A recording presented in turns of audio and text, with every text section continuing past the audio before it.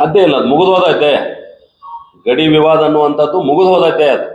ಅದನ್ನು ಜೀವಂತ ಇಡ್ಲಿಕ್ಕೆ ಕೆಲವು ರಾಜಕೀಯ ಹಿತಾಸಕ್ತಿಗಳು ಪ್ರಯತ್ನ ಮಾಡ್ತಾ ಇದ್ವು. ಅವ್ರು ಅದ್ರೊಳಗೆ ಫೇಲ್ ಆಗಿದ್ದಾರೆ. ಜನ ಇದನ್ನ ಅರ್ಥ ಮಾಡ್ಕೊಂಡ ನಾವು ಇಲ್ಲೇ ಇರಬೇಕು, ನಮ್ಮ ಬದುಕು ಇಲ್ಲೇ ಕಟ್ಕೋಬೇಕು, ಹೀಗಾಗಿ ಇದು ಡೆವಲಪ್ಮೆಂಟ್ ಆಗ್ಬೇಕನ್ನುವಂತ ಇಚ್ಛೆ ಇಟ್ಟುಕೊಂಡು ಆ ಜನ ಇವತ್ತು ಬದಲಾವಣೆ ಆಗಿದ್ದಾರೆ. ಆ ಬದಲಾವಣೆಗೆ ಕಾರಣ ರಾಷ್ಟ್ರೀಯ ಪಕ್ಷಗಳ ಜೊತೆ ಅದು ಅನೇಕ ಚುನಾವಣೆಗಳಲ್ಲಿ ಕಂಡು ಬಂದದ.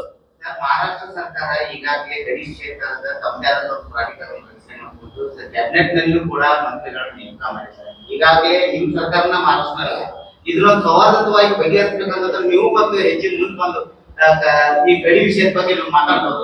ಬಹಳಷ್ಟು ಸಲ ಆಫ್ ದ ರೆಕಾರ್ಡ್ ನಾವು ಯಾರ್ಯಾರು ಇದನ್ನ ಗಮನ ತರಬೇಕು ತಂದೀವಿ. ಆದ್ರೆ ನ್ಯಾಯಾಲಯದಲ್ಲಿ ಇರ್ತಕ್ಕಂಥ ವಿಷಯಗಳ ಬಗ್ಗೆ ಹೊರಗಡೆ ನಾವೇನೋ ಚರ್ಚೆ ಮಾಡಿದ್ರು ಅದು ಇತ್ಯರ್ಥ ಆಗೋದಿಲ್ಲ.